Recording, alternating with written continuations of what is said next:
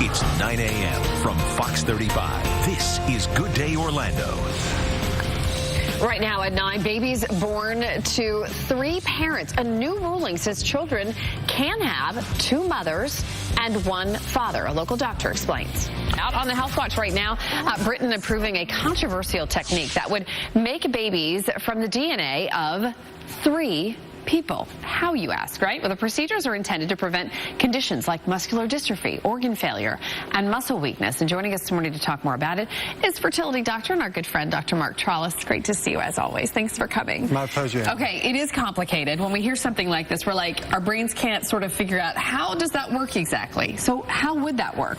So what they did, it's technology has been around for a while, but it was banned in this country after some work was done in the early 2000s. Okay. So last year, the UK made it legal, but now it's licensed. And what this is all about is trying to rid devastating mitochondria disease.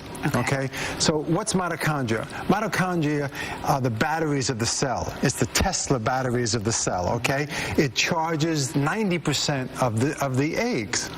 So what they did with this is that they identified which families have this devastating mitochondria disease. Okay, like what kind of diseases are we talking about, doctor? The ones that you were just describing, muscle disease, multi-organ failure. Okay. I mean, and actually, in the mitochondria, there's only 37 genes compared to the chromosomes that have thousands and thousands, 20,000 genes in chromosomes. These mitochondria don't have a lot of the genes, but when they have a disorder, it's devastating. So I have a little prop that I thought would be able to explain this a little bit easier, okay?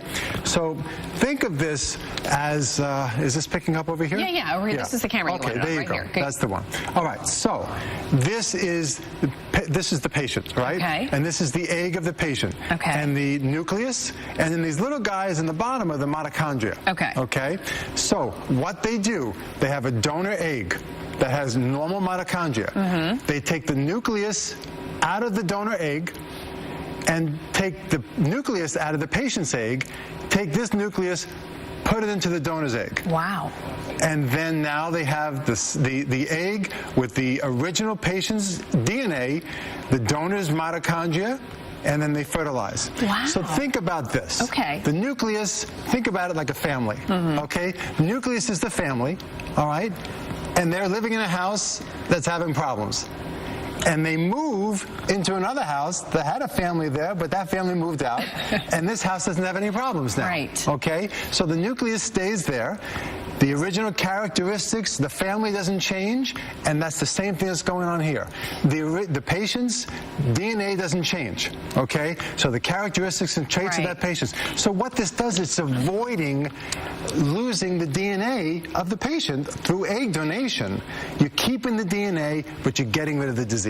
Do you think that the FDA will eventually allow it here in our country? I think so. I think so, because the technology is there.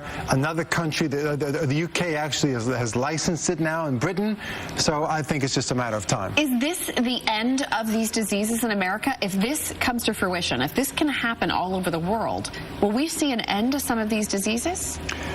The diseases will be there, but once they're identified in a family, this is a way to rid that. Wow, it is truly fascinating, isn't it? Doc, how can our viewers find you? Well, our website is theivfcenter.com. I'm on Twitter at Dr. Mark Trolice, and I'm here as needed. You are the best. Dr. Mark Trolice, thank you so much. Always great to see you. Wow, fascinating. All right, 9.